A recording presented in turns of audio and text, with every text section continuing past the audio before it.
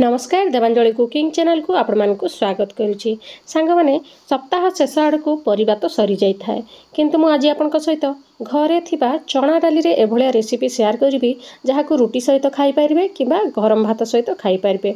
आ गोटे डिश सहित आउरी जमारो आ किछि भी दरकार हबनी, एई गोटे तरकारी सहित ही आपण पूरा चलै देबे खाना। चलंतो ताहले स्टार्ट करिबा। देखि पारुथिबे मु 2-4 घंटा आगरू चना डाली को बतुरेई की रखिथिली, ताकू एबे हमें प्रेशर रे देई दबा आ अल्प टिके पानी देकी याकू गोटे हुइसिल आसीबा पर्यंत आमे सिझेई नबा। एबे आमे या पर टिके लूण मध्य देई दबा, डाली रे भल से लागी जीवो, डाली खाइला बेलको टिके भल लागिवो सेहि पे। तापरे देई दबा एथिरे हळदी गुंड आ गोटे हुइसिल आसिला संगे संगे आपण याकू ओल्हेई देबे।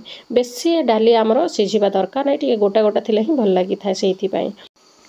आउ एबे डालीटा सिझु सिझु आमे गोटे मसला प्रस्तुत करिबा। सेति पई देखि पारुथिबे मु प्याज नेछि, रसुण, टमाटो आउ टिके अदा आउ कंचा लंका एई सबतक को ग्राइंडर रे देई दबा। आपण निज परिमाण अनुसार मसला कम ज्यादा करि पारबे।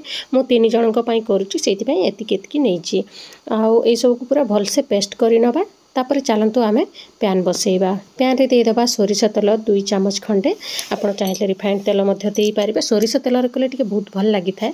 चाहिबे जदि आपण निज मन पसंद अनुसार तेल देई पारिबे। तापर देई दबा एथिरे जीरा टिके फुटी आसिले टिके हिंग देई दबा। जेहेतु डाली आमे करूछु ना, सेति पई हिंग रो फ्लेवरटा बहुत भल आसी थाए। तापर गोटे तेजपत्र आ बाटी के रखिथिबा सेही पेस्ट को देई दबा मसला को।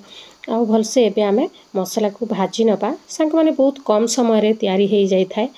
आ मते पर्सनली रुटी सहित खाइबा पई बहुत भल लागि थाए ए रेसिपी को। तापरे आमे एथिरे देई दबा स्वाद अनुसार लूण, जेतिकी मसला को दरकार सेतिकी, काहेकि आमे डाली रे देई सारिचे। आ तापरे देई दबा एथिरे हळदी गुंड आ गोटे बड़ चम्मच काश्मीरी लंका गुंड देइछि टिके सुंदर कलर पई। जेहेतु मु कंचा लंका बाटी सारिछि, बेसी राग भी करबा पई चाहुनी, आपण चाहिले लंका गुंड जो तीखा आसे सेटा मध्य देई पारबे। तापरे एबे भल से याकू भाजी नबा। मसलाटा शीघ्र भाजीवा पई टिके समय घोड़ेई दबा, फ्लेम को लो करिकि। मसलाटा आपे आपे भाजी हेई जिवो। तापरे 4-5 मिनिट पर मु खोली नेछि। देखि पारुथिबे तेलटा पूरा छाड़ी आसिलाणी मसलारू। आमे आउ थरे मसला को एभलिया भाजीबा। तापरे आमे जो प्रेशर रे आमे डालीटा सिझेई थिले ताकू खोली नबा। आउ एथिरे दबा स्टार्ट करिबा। देखि पारुथिबे मु जेहेतु कम पानी देइथिली सेति पई बेसी पानिया हेइनी डालीटा, आउ भल से सिझी भी जाइछि। बेसी भी पूरा मेल्ट हे जाइनी, डालीटा बढ़िया देखा जाउछि। देखि पारुथिबे याकू भल से गोळेई नबा। एभलिया गोटा गोटा थिले ही एई रेसिपीटा भल लागि थाए, सेति पई मु एभलिया गोटा गोटा रखिछि। तापरे या ऊपर मेन इंग्रेडिएंट हला पियाज। कंचा पियाज देबा डाली रो टेस्ट को पूरा 2 गुणित कर देबो। आपण माने एभलिया कंचा पियाज देबे, देखिबे बहुत भल लागिबो। तापरे एबे आमे किछि समय डाली सहित गोळेई नबा।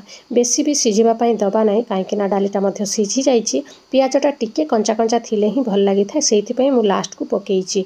आउ मु बाटी भी सारिछि पियाज को अधा। आउ एमती कंचा देले भी बहुत भल लागि थाए। टिके पियाज तार कंचा स्मेलटा जीवा पर्यंत आमे किछि समय घोड़ेई नबा। तापरे 4-5 मिनिट पर खोली की देखिबा। फ्लेम को पूरा लो करी की ही घोड़ेइबे। मझे मझे एभलिया आपण ताकू मिक्स करि दउथिबे।